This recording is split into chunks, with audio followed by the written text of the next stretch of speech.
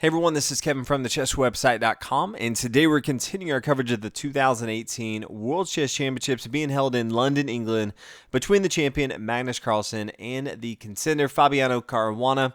The first 8 games, they have all been draws, which brings us to this historic game because if they do draw this game, it would be the first time in World Chess Championship history the first 9 games end up being a draw. Magnus Carlsen wants to make sure that does not happen. He's playing the white pieces, and he only has the white pieces 2 more times in game number 9 here and game number 11. Wants to take advantage of that. But in the back of his mind, he has to know that if they are tied after 12 games, it is going to go to blitz and rapid chess. And in the last 11 years, Magnus Carlsen is undefeated, has won all 9 playoffs in a major tournament that he's played in. He's just the best out there when it comes to fast chess. So that is something that he has his advantage, although anytime he's been asked about that, he said, I want to focus on this classical style right here, especially in this game since he has the white pieces. So we'll go ahead and get started. He starts with pawn to c4. He's tried a few variations in his opening repertoire in this tournament. Pawn to c4 is something he started out in game number 4. Pawn to e5. Sort of the reverse Sicilian, plays very different than the Sicilian, as we talked about in game number 4. Knight to c3, knight f6. We get into the 4 knights game, and then pawn to g3. So this gets into the English opening. In fact, the first 8 moves are exactly the same from game number 4. Most of these players, as they come into their preparation, there's 2 or 3 openings that they really want to play. And then within those openings, they have spent countless days and hours, months even, especially their teams that they're training with, studying different variations of those openings. And they try to see how their opponents are going to adapt. Sometimes they may play a game with the sole intention of figuring out how is my opponent going to play this. And then I plan on actually using my main preparation a couple games later down the road since I know how they're going to play. So after the first 8 moves are the same, we see Magnus Carlsen play bishop to g5. Now in game number 4, he played bishop to d2. Not very aggressive move. Magnus Carlsen really hasn't been that aggressive all tournament. I feel like every interview we've seen from Magnus Carlsen, all we hear is him say, I didn't play my best chess. I felt like I was defending. Every game we analyze, Fabiano is on the attack. It doesn't matter if Fabiano has the white or the black pieces, always putting pressure on Magnus Carlsen. So in this position, it was nice to see Magnus Carlsen not going for a development move, but not very aggressive. And that's exactly what he does. He plays an aggressive move, a bishop here to g5. Now in this position, it's very important that Fabiano responds correctly. While he may eventually want to play something like pawn to f6, he has to be aware of the threats that Magnus Carlsen has. This starts to open up a weakness on this light square diagonal. Queen to b3 is a very serious threat. This is pinning down the knights right here. And if we start to look at some different options, one would be if you say, I'll just go ahead and capture this bishop right here. Knight to g5 is a very deadly move. This opens up this light square bishop on g2 to take the knight up here. That would be check. Yes, you are giving up material, but your opponent's the king side here for black is not secure, and if your opponent is just gobbling up material in the center of the board, that's not where Fabiano wants to be. That would be a very good attack for Magnus Carlsen. If instead black decides to play something like knight to b4, this does defend the square here on d5. You could just play queen up here to c3, attacking the bishop. If we see the pawn take, we could have the queen take here, and you can see weakened king side for black, double pawns on the g file. Magnus Carlsen should have a good game from here. So first, after bishop to g5, we see Fabiano correctly take the knight here on c3. After the pawn recaptures, then and only then do we see the pawn come here to f6. Bishop's going to retreat back to c1. I still felt like Magnus Carlsen should have brought his queen out here to b3. It is check, so he is, gaining a tempo. He doesn't have to worry about his bishop falling right here. We may see king to h8. Now the bishop can come back to e3. Still more central in the game than coming back here to c1.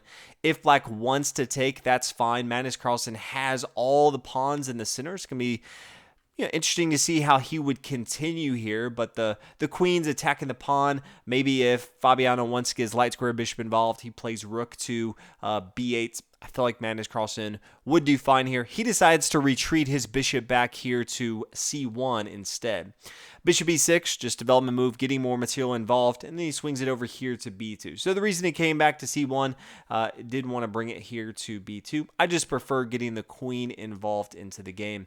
Bishop comes back here to b6, pawn to d4, bishop d5 center, queen up here to c2, pawn takes, and the pawn recaptures. So both sides, I'd say, are looking pretty good.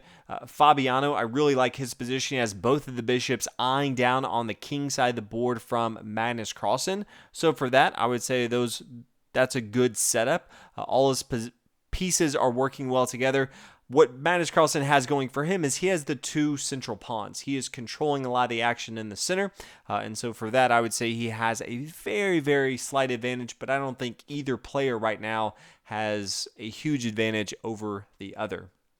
The bishop comes down here to e4, attacking the queen. Queen comes up to b3, check. Bishop back here to d5. Now queen to d1, and this is where things get pretty interesting. From many moves ago, we can clearly see that once this pawn came to f6, the light square diagonal was going to be a weakness for Fabiano. And Magnus Carlsen has his queen here that he can easily attack this diagonal, but he would really like to get his light square bishop involved into the action. Much like Fabiano has both of his bishops involved, this is blocked off by the knight right here. And there hasn't been a strong move that Magnus Carlsen can move with this knight, and then Fabiano makes a big mistake, and he takes with his bishop here on f3.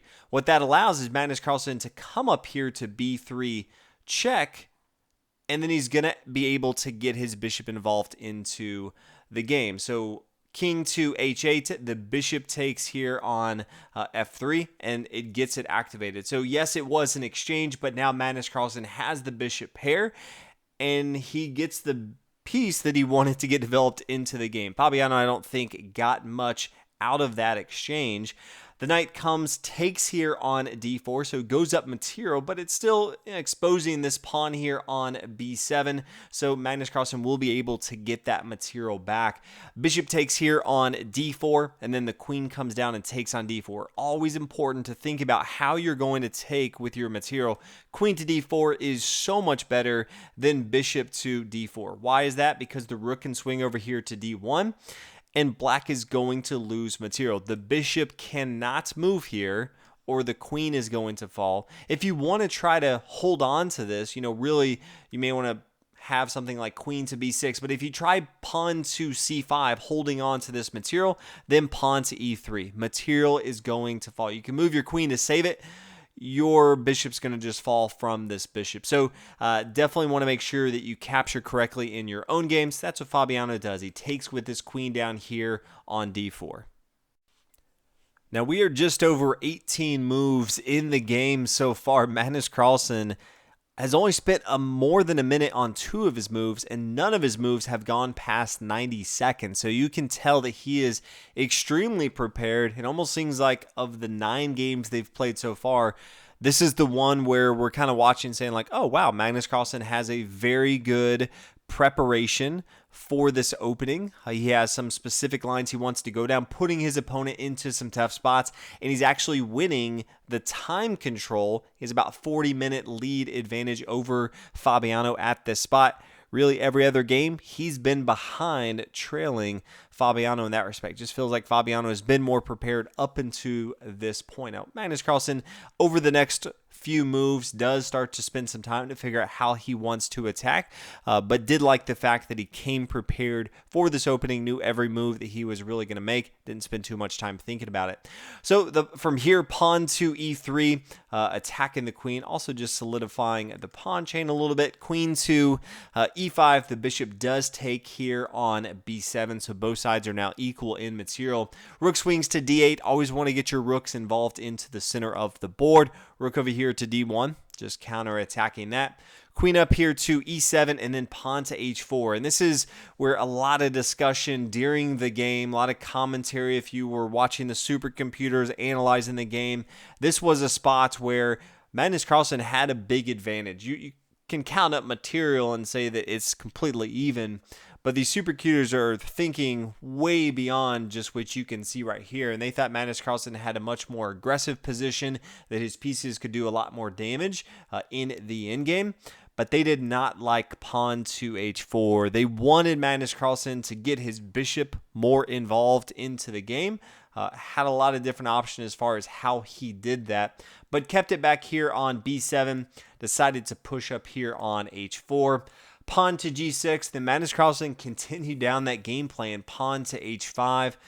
Pawn recaptures here on h5. Yes, this does weaken the king side a little bit more, but it was already fairly weak. I don't think you have to do this. But then he plays queen to c4, bishop to f5, and then bishop down here to f3, attacking the pawn here. I don't even think he necessarily needs to do this. I think he could have been more aggressive, start to attack other pieces. Bishop here to c6 makes sense to me, attacking the rook.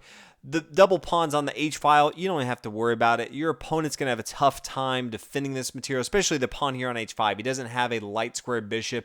You do have the light square bishop. You can get this material at any time. This starts to really put your opponent to the test, where just playing bishop down here to f3, I just don't think he had to do it in this position. Pawn to h4 says, yes, I'm already fine in material. I know this piece is going to come off the board. I might as well give my opponent a worse position. First, we see a rook exchange and then pawn to h4. Now, this is a serious threat. If I could choose one side that I would like, I'm choosing Fabiano's, because the threat of queen coming down here to h4 is a real thing. He can also close off the door with pawn to f4. The queen right here that Magnus Carlsen has is defending this pawn, but I think this king here on g1 is even more exposed than Fabiano's queen here on h8. Now black brings his rook over here to g8, check, king to h1, and then queen down to f6. This pawn still defended by the queen, but just centralizing this queen a little bit more, still has the threat coming down here to h4. White has to be worried about that. Queen over here to f4, needs to make sure that he is still defending correctly. And then bishop to c5. And this is an interesting spot, and I really like this move from Fabiano, because it sets a trap that a lot of players may fall into. Now, Magnus Carlsen, not one of those players, but if you just look at this position, you could easily look at this and think that the queen could take here on c7. Because if you say, yeah, I'm going to take a pawn, you're going to take a pawn here on h4, but then I'm just going to swing my queen down here to h2. I'm completely safe. I'm not too worried. My pawn here is on a light square. There's no additional threat here. And if this was the case, if the queen game came down here to h4, you'd be right. This is an even position. I still don't like the fact there's no pawns in front of Magnus Carlsen, but that's not the real threat in the game. The real threat is after the queen takes here on c7, bishop to d6, because this is stopping the queen from defending the king side of the board, and that's really the biggest threat that black has going on right now. So, how could white continue to try to hold on to this? If he tries something like queen to c4, needs to hold on to this material right here. Now pawn to f4. This is stopping the queen from doing anything. Maybe the bishop comes back here to g2. Queen down, h4, check, king to g1. Rook takes, sacrificing, king takes, pawn to f3. This is the discovered attack, and now the queen is going to fall. So that's not going to work at all. It's all a really bad place for white to be in. If he doesn't bring his queen down, the queen's just going to come down to h4 and take that right away. So Magnus Carlsen does not fall for this. After the bishop here to c5, he plays rook to d1. Says, let's go ahead and exchange if you want to. That's exactly what happens in the game. And then bishop to d6. So attacking the queen, that's fine. Brings the queen over here to a4. Still defending this square here on h4. Now pawn to f4. Queen up here to a7 says, yeah, I don't mind if you take right here. I'm going to just recapture with my queen. So Magnus Carlsen does have a pawn advantage, but comes back, takes it here. And then we get into the end game. In this position, it does look like it's fairly even for both sides. No longer is there one side that has an opportunity, really. You can't really set as many traps as you could before. But pawn to a4, just pushing on the queen side, so nothing's going on over there. Bishop down here to d1. We do see the exchange in the center of the board, and then opposite colored bishops. So it is important that you see this pass pawn right here. It does end up on a light square bishop. So that is a bonus that Magnus Carlsen has because his opponent has a dark square bishop.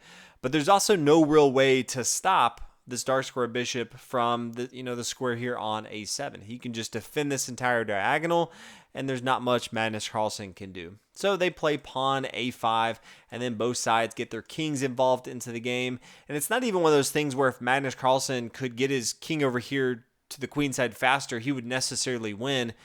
It's still going to be difficult for him to worry about this bishop right here. He can never bring his king to a7. As soon as the pawn comes up here, Magnus Carlsen would have to deal with the bishop coming, sacrificing, and then pushing his pawn all the way on the h-file. Fabiano would end up winning that. But king here to g2, you do want to get your king involved into the game. Pawn to f4, bishop here to b6. You start to see the pawn pushing forward on the king side. Bishop up here, g4. And then both sides just maneuver to see if anybody is going to make a mistake. But you can see here, there's just nothing going on from both sides. So yeah, I'll go ahead and take this pawn if you want to take the other one. We do see the king come to c6. Doesn't matter if he takes it though. You say, yes, this is open. Sure, yeah, I'm going to take your pawn here on f4. Check. The king moves. Great. Bishop down here to e3. And I'm going to stop. There's nothing that Magnus Carlsen can do to stop. As soon as this pawn pushes, he can just sacrifice it, and Magnus Carlsen can't win with just a bishop, and he has the only pawn left on the board. So it doesn't really matter how Magnus Carlsen continues. He decides to play king to c6, but a few moves more. They're just moving around here. After 56 moves, they decide to go ahead and draw. So we have set the record. We have 9 draws in a row to start the World Championship. Felt like Magnus Carlsen was more prepared afterwards. He just seemed so bummed that he gave up an opportunity. It almost seemed like this was the one game that he felt like he was actually going to win. His preparation had paid off, and he said he just didn't play well towards the middle and the end of the game, was not able to turn that into a victory. And he said he just needs to play better. He's not thinking about tiebreakers at all, just said he needs to execute. Fabiano, on the other hand, this is really the first time that he's escaped what should have been a victory for Magnus Carlsen. He was pretty happy for his draw, and he's going to have the white pieces 2 more times in game 10 and the final game in game 12 if it does get to that point. So all in all, an exciting game, although it did end in a draw. So tomorrow we will have game number 10 for those in the United States celebrating Thanksgiving. Happy Thanksgiving to everyone. And we will see you tomorrow for Thanksgiving. Some chess. Chess does not stop even for the holidays, so we will definitely be having commentary tomorrow, so be watching for that. But thank you guys so much for watching this video, and I will see you guys tomorrow.